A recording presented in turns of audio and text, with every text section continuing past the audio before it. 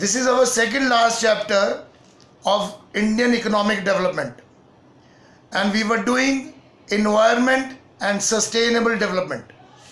We started with environment. So environment is all planetary inheritances or the natural gifts by the mother earth or atmosphere which is useful for human being for survival. और इसमें biotic abiotic resources दोनों हो सकते हैं. फिर functions of environment कि what are the main functions of environment. पहला, environment provides resources, इसको हम डिटेल में कर चुके हैं.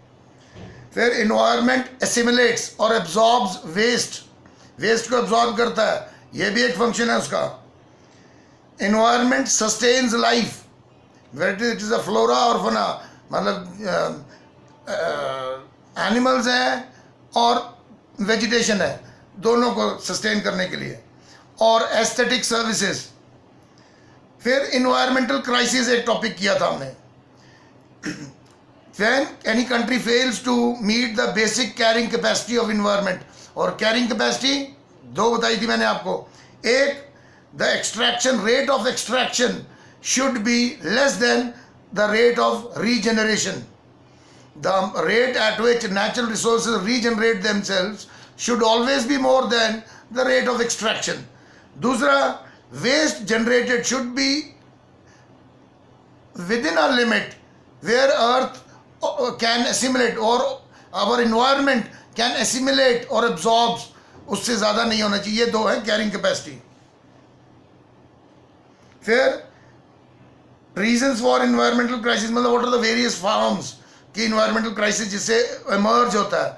Global warming, ozone depletion, over use और misuse of resources, opportunity cost of negative environment impacts and supply demand reversal. मैं फिर से एक बार बता देता हूँ इनको आपको मोटा माटी. ग्लोबल वार्मिंग तो हम बता चुका था मैं आपको.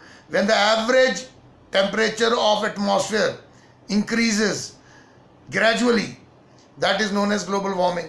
और डाटा भी बताया था, in the past 1 century 1.1 degree Fahrenheit और 0.6 degree centigrade temperature, average temperature rise हुआ है अर्थ का, एटमॉस्फेयर का. और इसके इम्पैक्ट क्या है, व्हाट आर द इम्पैक्ट्स, मैं शॉर्ट फॉर्म में जल्दी जल्दी बताऊंगा आपको. Melting of polar ice. फिर पोलर आइस होगा तो जो माउंटेन्स, हाई माउंटेन रीचेज हैं विच आर आइस कैप्ड, उनका आइस मेल्ट होगा तो ड्रिंकिंग की प्रॉब्लम आ जाएगी, सेकेंड प्रॉब्लम होगी. Extension of species, many species will instinct. फिर फ्रीक्वेंट ट्रॉपिकल स्टॉर्म्स, ये देखे जाएंगे. अच्छा, फिर 1990 एक इन्फॉर्मेशन ये भी थी कि 1997 में मैंने आपको बताया था कि फर्स्ट क्लाइमेट मीट, आप गूगल पे सर्च करके देख लेना, फर्स्ट क्लाइमेट की जो मीट हुई थी वो रियो डी जेनेरो में हुई थी. Touch wood, I have a very sharp memory. मेरे को याद है मैं 12th में पढ़ता था, तब रियो में ये समिट हुई थी अर्थ के क्लाइमेट से, तब से स्टार्ट हुआ था ये काम. बट हमारे इसमें है 1997 United Nations conference on climate change held at Kyoto, Japan. और इसमें सभी कंट्रीज ने एग्रीमेंट किया था कार्बन फुटप्रिंट को कम करने के लिए. तो पहला आ गया ग्लोबल वार्मिंग. दूसरा, ओजोन डिप्लीशन. ओजोन, मैं साइंस का स्टूडेंट तो नहीं हूँ, लेकिन ओजोन कोई सब्सटेंस या कोई केमिकल इस तरह की कोई चीज़ है, क्योंकि वो उस लेयर में होता है. और जैसे जैसे ओजोन का कंटेंट कम होता जाता है, that layer becomes thinner and thinner. और जैसे वो थिनर होती जाती है तो जो अल्ट्रा यूवी रेज है, अल्ट्रा वायलेट रेज, वो पेनिट्रेट कर जाती हैं अर्थ पे, वो अर्थ पे आ जाती हैं. नहीं तो जिन्होंने कभी पढ़ा है अर्थ का सरफेस, मैं उसने समझाया भी था थोड़ा सा, सन से जितना भी रेडिएशन आता है अर्थ के ऊपर पूरा एब्जॉर्ब नहीं होता, तब तो हम मर जाएं.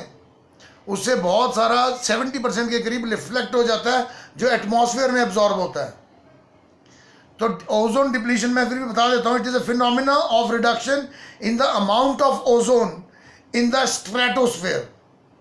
स्ट्रेटोस्फेयर लेयर में ozone, I don't know what is, a compound substance और whatever it is, but it is ozone. और आई एम सॉरी, मुझे इसके बारे में पता नहीं है. बट ओजोन कम होने के कारण, डिप्लीट होने के कारण ये प्रॉब्लम आती है. ठीक है, जिसको हम कहते हैं डिप्लीशन ऑफ ओजोन. अच्छा, इसका इम्पैक्ट अभी दिखा था कोई 20 साल पहले, लेकिन दिखा था सदर्न हेमिस्फीयर में ही, नॉर्दर्न हेमिस्फीयर में इसका इम्पैक्ट नहीं दिखा, सदर्न में दिखा। न्यूजीलैंड और ऑस्ट्रेलिया, यहाँ पे लोगों को स्किन कैंसर्स वगैरह इस तरह की चीज़ें बहुत बहुत रिपोर्ट हुई, और उसके लिए माना यही गया था कि यूवी रेज जो है ओजोन के कारण ही ये नुकसान हो रहा है। तो इट इज सीन, ये देखा गया है। So and it is very global environmental issue है, वाकई मतलब बहुत बड़ा इशू है ये, because this is the only layer which protect earth from ultraviolet rays. And how it is caused? It is caused due to high use of chlorine and bromine compound। ये compound है chlorine and bromine. बेटा ये multi MCQ में फंसा सकता है ना कभी, तो ये याद रखना, ओजोन लेयर के साथ ये दो कंपाउंड जोड़ लो आप, chlorine and bromine, BROMINE, bromine in the stratosphere, excessive use of chlorine and bromine in the stratosphere। और इसका नुकसान यही है कि ये जब अर्थ पे when it reaches earth it harms living organisms, whether it is animal, humans और प्लांट्स। बेटा I don't see cameras on, put your cameras on, except for इसका बंद नहीं हुआ, अरमानी भी तो पढ़ रही है, विकास भी है, ये बैठे हुए हैं यार ये बाकी, और तुम स्विच ऑफ करके बैठ जाते हो फिर, ये तो मजा नहीं हुआ। It causes skin cancer and it also affect aquatic life, समुद्री marine life, समुद्र में जीने वाले, ओशन वाटर बॉडीज में जीने वाले जो ऑर्गेनिजम्स हैं, अल्ट्रावायलेट रेस उनको भी इफेक्ट करती थी, एक्वेटिक लाइफ को भी, जैसे कोरल्स वगैरह हैं तो उनको भी इफेक्ट कर देती होगी। अच्छा, इसमें एक और चीज़ याद रखने वाली ये है कि इसमें एक Montreal protocol means it was a mutually agreed कोई एग्रीमेंट होगा, बट उसका नाम दिया गया था Montreal protocol, and it is an international treaty which is designed to protect the ozone layer by stressing ban on the use of ozone depleting chemicals, कि ozone को जो नुकसान पहुंचाने वाले केमिकल्स हैं जो भी बताए, क्लोरीन एंड ब्रोमीन, इनके यूज को घटाया जाए या रेगुलेट किया जाए या रिड्यूस किया जाए। ये इंटरनेशनल ट्रीटी हुई थी जिसको नाम दिया गया है मॉन्ट्रियल प्रोटोकॉल। ओजोन लेयर के केस में ग्लोबल वार्मिंग के लिए मीट हुई थी क्योटो समिट, ठीक है, जापान में 1997 में, और ओजोन लेयर के लिए इंटरनेशनल ट्रीटी हुई है which is known as Montreal protocol. फिर आ जाओ तीसरा इसका, क्या कर रहे हैं हम कि ग्लोबल इसका इन्वायरमेंट के क्राइसिस के फॉर्म्स पढ़ रहे हैं, तो ग्लोबल वार्मिंग एक हुआ, ओजोन डिप्लीशन एक हुआ। अब over use and miss use of environmental resources. अब ओवर यूज और मिस यूज तो एक कॉमन सेंस ही है, क्योंकि इसमें होता ये है कि ओवर यूज का मतलब ये हुआ कि जब हम एक्सप्लॉइट ज़्यादा कर रहे हैं रिसोर्स और रीजनरेशन कम हो रही है। किसी भी चीज़ को ओवर तुम तभी कहोगे ना जब एक चीज़ कम पड़ रही है और दूसरी ज़्यादा हो रही है कंपैरेटिवली। तो वो दो चीज़ें तो यही थी ना, हमने पढ़ा था ना कैरिंग कैपेसिटी में, rate of regeneration and rate of exploitation. तो ओवर यूज प्रॉब्लम है ही है, बिकॉज वो तो खत्म हो जाएंगे रिसोर्सेज।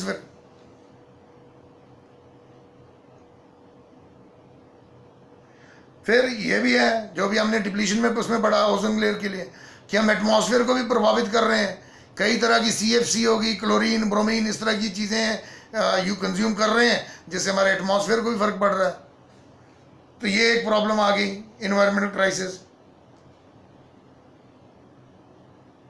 अच्छा, negative environmental impact, common sense है।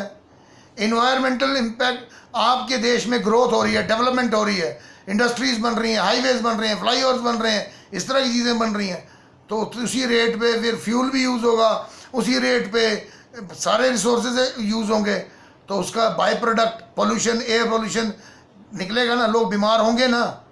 अब आप बड़ी शहरों में चले जाओ, इतना कंजेस्टेड और इतना पोल्यूशन होता है, उधर लोगों को अस्थमा इतना होता है, ब्रोंकाइटिस इतना होता है, डिटर्जेंट वाटर इसका खर्चा ज़्यादा है, इनका कपड़े धोने का। So these are negative impacts of environment, जो on environment due to growth। Water bodies pollute हो जाती हैं, अंडरग्राउंड वाटर खराब हो जाता है। मैंने आपको बताया था रिवर्स बोरिंग वाला पंजाब में।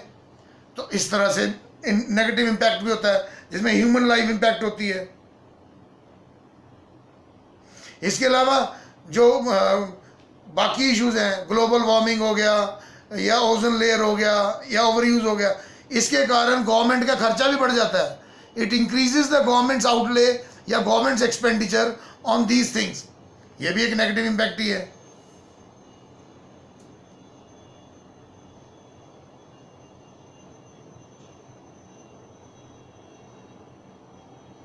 देखो, जब इंडस्ट्रियलाइजेशन हुआ, यूरोप में शुरू हुआ, तो यूरोप में हुआ तो उनके पास रॉ मटेरियल नहीं था, उन्होंने हमारे को कॉलोनाइज करके हम कर रहे थे और हमसे लेते रहे। तो जब इंडस्ट्रियलाइजेशन इंडिया में भी आया, जब शुरू हुआ, मतलब बिगिनिंग ऑफ इंडस्ट्रियलाइजेशन, रिसोर्सेज ज़्यादा थे और अनयूज्ड पड़े हुए थे ज़मीन के अंदर। लेकिन due to industrialisation we started using those resources. तो इनिशियली स्टार्टिंग में डिमांड कम थी, सप्लाई ज़्यादा थी रिसोर्सेज की। लेकिन पिछले 70-80 सालों में, 80-90 सालों में ये रिवर्सल हो गया। रिवर्सल इस तरह से हो गया कि अब डिमांड ज़्यादा है, सप्लाई कम है। ये भी इन्वायरमेंटल क्राइसिस का एक इंडिकेटिव है। When there is an entire reversal of demand and supply function, initially the demand was less and supply was more of resources for industrialization, but now we can see the entire reversal thing, means demand is more and availability is less. So this is also indicative for environmental crisis. तो environmental crisis के forms हम इस तरह से लिख सकते हैं। फिर आ जाओ state of India's state of India's resources या इंडियाज इन्वायरमेंट। तो इंडिया को रिसोर्सेज में हम इस तरह से कवर कर सकते हैं कि इंडिया के पास क्या क्या रिसोर्सेज है। It is all visible and evident, इसमें कोई स्पेशल चीज़ नहीं है। जैसे India has abundant natural resources, और ये पढ़ने लिखने की बात नहीं है, आप खुद सोचो यार। लैटिट्यूडनल एक्सटेंट देखो, लैटिट्यूड में देखो, हम 8 डिग्री से शुरू होके ऑलमोस्ट मेरे ख्याल 35, 37, 40 डिग्री तक जाते हैं। अब लॉन्गिट्यूडनल एक्सटेंट भी देख लो, हम कहाँ से कहाँ तक फैले हुए हैं। तो हमारे पास इक्वेटोरियल फॉरेस्ट टाइप भी हैं, टेम्परेट भी हैं, पाइन वाले भी हैं, हाई ऑल्टीट्यूड वाले भी हैं, डेजर्ट वाला क्लाइमेट भी है, मार्शी लैंड वाला क्लाइमेट भी है, माउंटेनियस तो है ही है। दुनिया की सबसे फर्टाइल सॉइल है हमारे पास इंडो गैंजेटिक प्लेन्स में। इतनी लंबी कोस्ट लाइन है हमारे पास, प्लेटोज है, ब्लैक सॉइल है, लावा सॉइल जिसको, क्योंकि डेक्कन प्लेटो लावा से बना हुआ है, वो ओरिजिनेट हुआ था लावा से, तो उसका बेड रॉक ही ब्लैक है, इसलिए ब्लैक सॉइल ही है पूरे वेस्टर्न फ्लैंक में। जो अरेबियन सी वाला है वो पूरा ब्लैक सॉइल है। तो these are all resources. Forest cover कितना है हमारे पास, तो उसने इसको सबको लिख दिया है 1 करके। I just read it out ताकि आपको समझ में आए कि हाँ ये तो हमें पता ही था। Look, India has abundant natural resources in terms of rich quality of soil, hundreds of rivers, yes, hundreds of rivers and tributaries, most precious resource for our country, because it will remain for times to come, many times to come, क्योंकि ये Himalayan reverse हैं। These are perennial rivers जिनमें पूरा साल एक जैसा पानी रहता है। दे आर स्नो फेड, और स्नो इज का सोर्स इज अगेन मानसून। आप सब तो देखते हैं ना ऐप्स दूसरी वेदर के लिए। मैंने एक ऐप डाउनलोड की है, नोआ, NOAA, USA की गवर्नमेंट की वो साइट है, national oceanographic and atmospheric assessment, NOAA। वो दिखाता है रियल टाइम डॉपलर पिक्चर इसकी कि भाई कितना पानी है उसमें, क्लाउड की। तो अभी जो बारिशें हमारे यहाँ पड़ी तो मतलब लद्दाख वाले पूरे एरिया में स्नोफॉल हुआ है। तो स्नोफॉल हमारा जो है मानसूनल प्रोसीजर है, तो स्नो ये रिवर्स तो रहेंगी, तो कितना प्रीशियस रिसोर्स है। इसी से हमारी इलेक्ट्रिसिटी जनरेट होती है, इसी इलेक्ट्रिसिटी से आगे इंडस्ट्रीज चलती हैं, उन इंडस्ट्रीज से फिर आगे एम्प्लॉयमेंट मिलता है, एम्प्लॉयमेंट से इनकम मिलती है, इनकम वो स्पेंड करता है तो वो इंडस्ट्रीज और फ्लरिश करती हैं। It is a whole circle बेटा, मैक्रो में पढ़ेंगे हम। चलो फिलहाल in terms of rich quality of soil, hundreds of rivers and tributaries, lush green forests, plenty of mineral deposits beneath the land surface, stretch of vast Indian oceans, ranges of mountains, etc. Next, the black soil of Deccan lava plateau is particularly suitable for the cultivation of cotton, leading to the concentration of textile industries in this region. आप देखना सारी textile industry Surat, Vadodara, Kolhapur, Mumbai इसी belt में है सारी textile industries.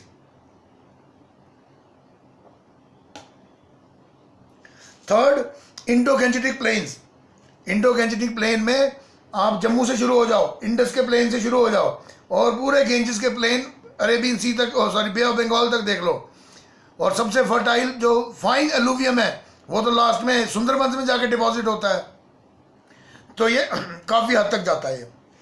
तो Indo Gangetic plain spread from Arabian Sea to Bay of Bengal are the most fertile and intensively cultivated, इसमें intensive cultivation and densely populated region in the world.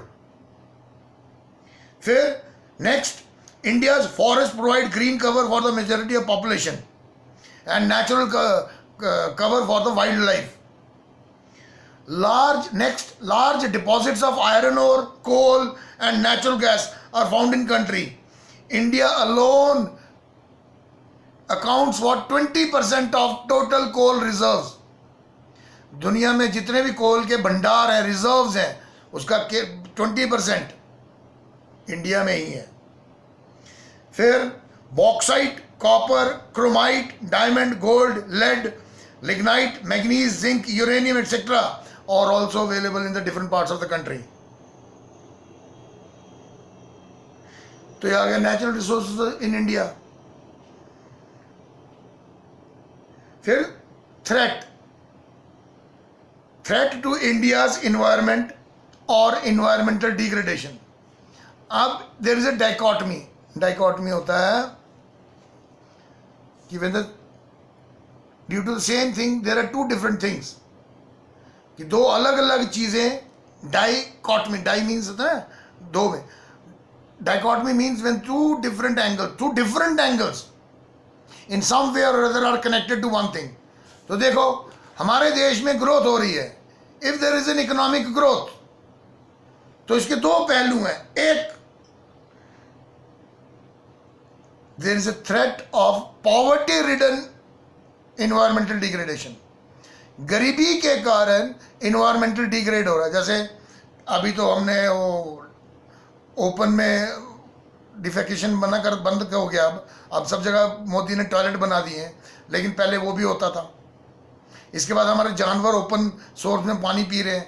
तो गरीबी के कारण भी environmental degrade होता है. फॉरेस्ट काटे जाते हैं, उसकी लकड़ी काट लेते हैं, लैक ऑफ नॉलेज, पता नहीं है उसका नुकसान क्या हो रहा है.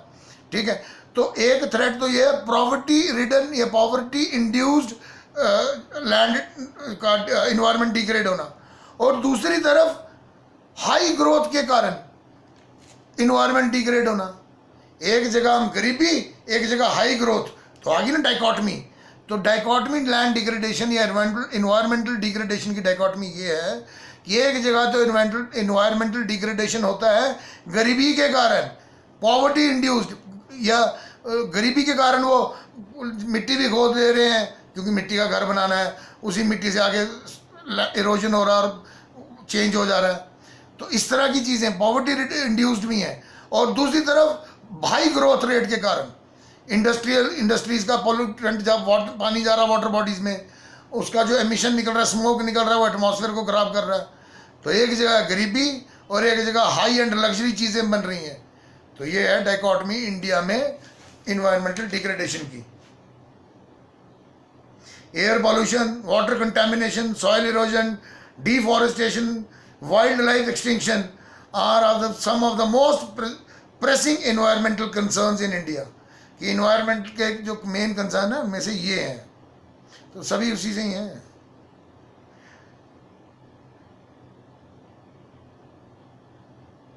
और ज़्यादा इसको क्या है, लैंड डिग्रेड हो रही है. मैंने एक दिन बताया था आपको कि यूएसए ने सबसे पहले पेस्टिसाइड्स और इंसेक्टिसाइड्स यूज़ करने चालू किए, और वहाँ पे इंडस्ट्रीज इस्टेब्लिश करने के बाद उसने एशियन कंट्रीज़ को हालांकि फोर्स तो नहीं किया, लेकिन ये ऑलमोस्ट फोर्स ही किया कि भाई पेस्टिसाइड यूज़ करो, आपका यील्ड बढ़ेगा, आपका आउटपुट बढ़ेगा, जबकि इनको अपनी इंडस्ट्रीज को खुशहाल बनाना था, प्रॉस्पर करना था। लेकिन 30 साल के अंदर ये दिखने शुरू हो गया कि उस यूज़ ने, excess use of sprays, pesticides, weedicides, insecticides, manures, fertilisers ने सॉयल का अपर लेयर को ख़त्म कर दिया। ख़त्म इन सेंस उसके अंदर बहुत सारे न्यूट्रिएंट्स ख़त्म होने शुरू हो गए, फॉस्फोरस जैसे, नाइट्रोजन जैसे न्यूट्रिएंट्स ख़त्म होने लग गए। तो अभी भी किसान क्या करते हैं, देखो जिसने once they started they have to continue ना, क्योंकि अब जैसे उसकी सॉइल में 30 साल में नाइट्रोजन की कमी है, तो अभी भी वो दुकान पे जाता है, नाइट्रोजन का सोल्यूशन लाता है और स्प्रे कर देता है सॉइल पे। एक्सेसिव यूज के कारण अगर उसको फॉस्फोरस की कमी हो गई है, तो अभी भी वो जाके फिर शॉप में जाके फॉस्फोरस लेके आता है, फिर अपनी सॉइल पे फॉस्फोरस मिक्स करता है, फिर उसके बाद हल चला देता है, तो वो तो और केमिकल यूज कर रहा है। तो ये इसके कारण हमारी लैंड जो है डिग्रेड हो गई, बर्बाद हो गई, खासकर इंडिया में। अब आ जाओ pollution. Main concern environmental degradation के वही है, pollution, degradation of natural resources, biodiversity loss and management of fresh water and solid waste. ये 4 मेन इश्यूज हैं। पोल्यूशन में एयर पोल्यूशन, अच्छा इसमें मैं वही बताता हूं जो आपको जरूरी है। मेन एयर पोल्यूशन होता है industrialisation, urbanisation, thermal power plants and increase in number of motorised vehicles. Motorised vehicles 1951 में 3 लाख थी। 1951 में हिंदुस्तान में 3 लाख मोटर व्हीकल्स थी और 2003 में 67 करोड़ थी व्हीकल्स। कहाँ 3 लाख और कहाँ पे 67 करोड़ 2003 में। और जो ये 2 व्हीलर और 4 व्हीलर हैं, they constitute about 80% of the total registered vehicle in the country bye 2003। और इनका कंट्रीब्यूशन सिग्निफिकेंट है इन द एयर पोल्यूशन। इसके अलावा इंडस्ट्रीज वगैरह तो है ही है। 3 major source: smoke emitted by industries, vehicular emission by the energy plants and by the rural households, जिसमें काव डंग, भूसा, लकड़ी ये जलाने से, ये एयर पोल्यूशन के सोर्सेज है। फिर आ गया water pollution. Water pollution means कि जहाँ पे वाटर बॉडीज में वेस्ट या पॉइजनस चीज़ें मिलने से कंटेमिनेट हो जाए और वह ह्यूमन यूज के लिए ना रहे, that is water pollution.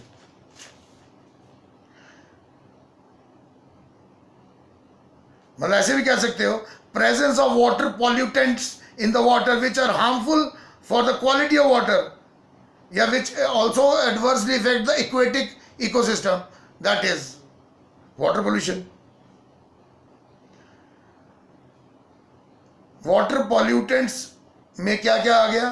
Biological, organic, inorganic, physical और foreign substances which degrade the quality of water. और ये क्यों होता है? Because of rapid industrialisation, thermal power plants and untreated sewage. 3 major sources. Industrialisation के कारण, थर्मल पावर प्लांट्स जिनमें कोयला जला के स्टीम बना के बिजली बनाते हैं, तो जो ऐश निकलेगी, जो वेस्ट निकलेगा, वो तो बहाना पड़ेगा ना, बाकी तो हवा में चला जाएगा, ठीक है। और तीसरा जो सीवेज, जो ये हमारा जो वेस्ट होता है, ह्यूमन वेस्ट, इसको अनट्रीटेड अगर आप ऐसे ही किसी भी नदी में मिला दोगे, वो तो पूरा पानी खराब हो जाएगा। तो ये मेन इसके सोर्सेज हैं। और मेजर कंसर्न और क्या है वाटर बॉडीज के लिए? जैसे textile industry, pharmaceutical, chemical, refineries and plastic industries. ये 2-3 याद रख लो कि सबसे ज़्यादा वाटर बॉडीज़ में जो है इंडस्ट्रीज़ में से कौन कौन सी इंडस्ट्रीज़ हैं।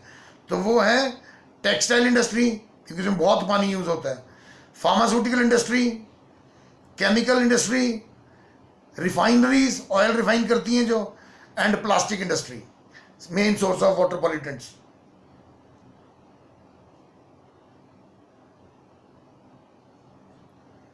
वो मैं बता दिया आपको main major sources of water pollutant: domestic sewage, agricultural waste जिसमें मटेरियल आ गया, और इंडस्ट्रियल वेस्ट। फिर third, noise pollution. Noise pollution ज़्यादातर देखो ना, loud speakers, vehicles, animal, machines, इन सब के कारण जो पोल्यूशन हो रहा है। और वो पोल्यूशन मतलब होता क्या है? इरिटेशन, एनॉयंस, गुस्सा चढ़ना, और अनप्लेजेंटनेस, अच्छा ना लगना। और इसके कारण कई हाइपर हो जाते हैं, बीपी बढ़ जाता है, ब्लड प्रेशर के कारण हार्ट की प्रॉब्लम हो जाएगी। तो इस तरह से इसको फिर पोल्यूशन की कैटेगरी में डाला है, noise pollution. Main source of noise pollution, sound produced by heavy machines, sound produced by automobiles, sound produced by explosive fire crackers, loud speakers, sound produced by street noise. These are the main sources of noise pollution. और इसके कारण होता क्या? Mental problems like irritation, discomfort, anger, hypertension, sleeplessness, hearing impairment, कईयों को सुनाई ऊंचा देने शुरू हो जाए, फिर इंक्रीज इन स्ट्रेस लेवल। फिर नेक्स्ट इज डिफॉरेस्टेशन। लैंड, हम पढ़े ना इन्वायरमेंटल डिग्रेड कैसे कैसे होता है, तो सारे पोल्यूशन आ गए। अब आ गया चौथा डिफॉरेस्टेशन। लेकिन डिफॉरेस्टेशन इंपॉर्टेंट इसलिए है क्योंकि ये ज़रूरी भी है देश के लिए। फॉरेस्ट कवर होना इज एसेंशियल, वेरी एसेंशियल। अब there is a significant decrease in the forest cover of India. India का जो फॉरेस्ट जितना क्षेत्र जंगलों से या हरियाली से कवर होता था, उसमें बहुत तीव्रता से, बहुत तेजी से, बहुत ज़्यादा घटा है।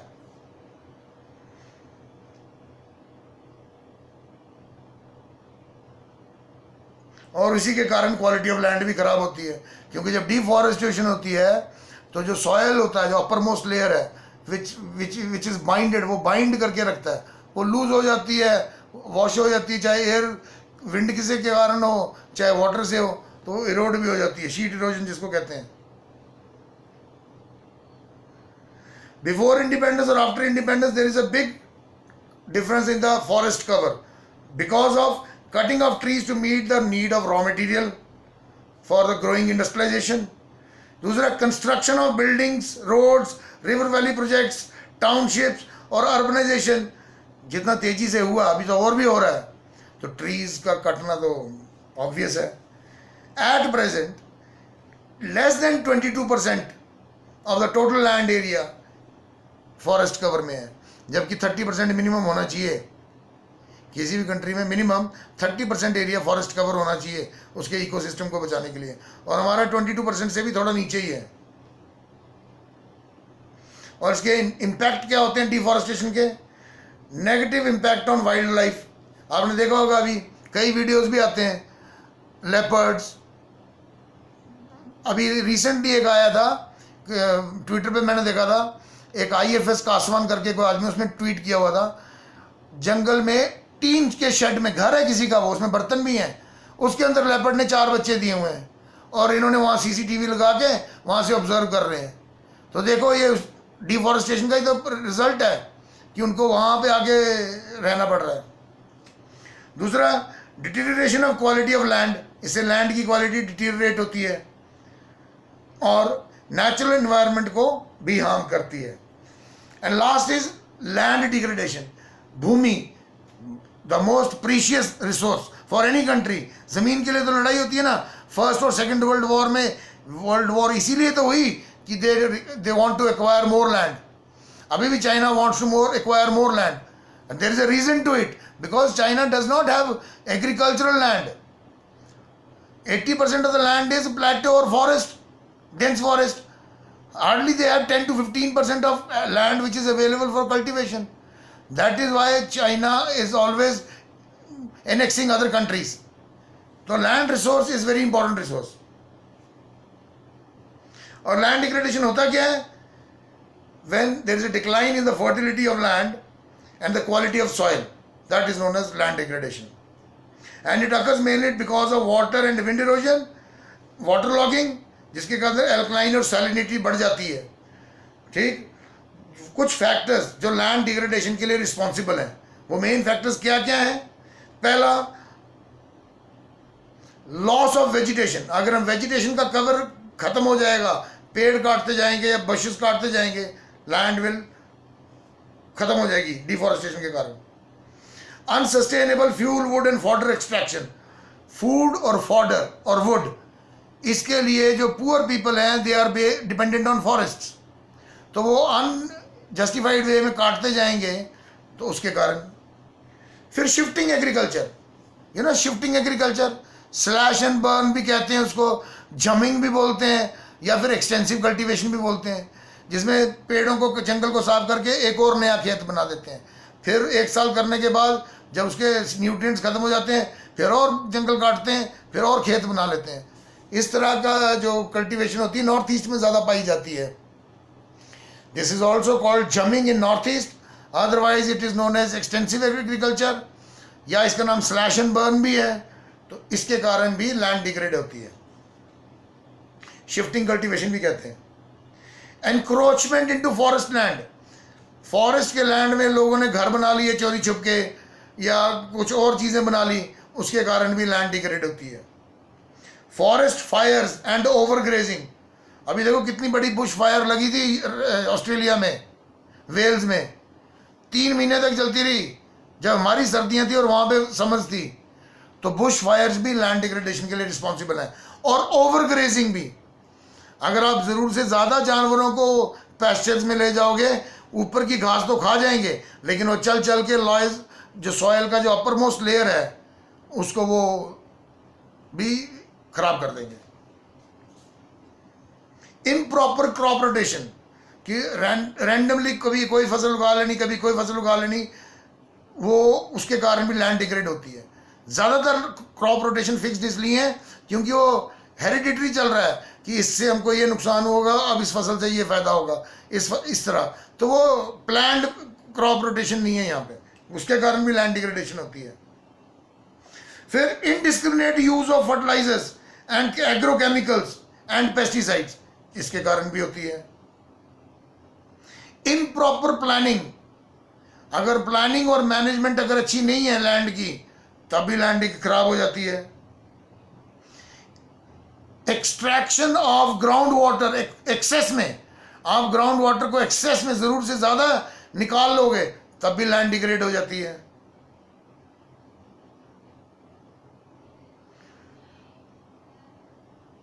अब डाटा बता देता हूं, about 50% of total area available is suffering from the problem of land degradation in India. India में 55% के करीब ऐसे हैं एरिया जो लैंड डिग्रेडेशन से प्रभावित हैं।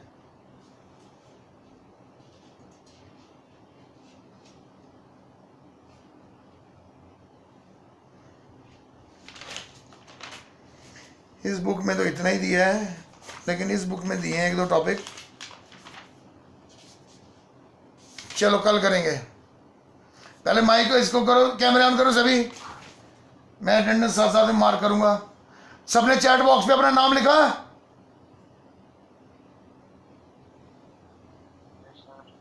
बेटा डाटा अलग अलग है ना, अलग अलग है डाटा, उसको ग्रुप में मैं कैसे, या तो उसको कंपाइल करके हो तो बुक में कंपाइल्ड की जो लेटेस्ट फोटोग्राफ होगी वो उससे समझ लो आप।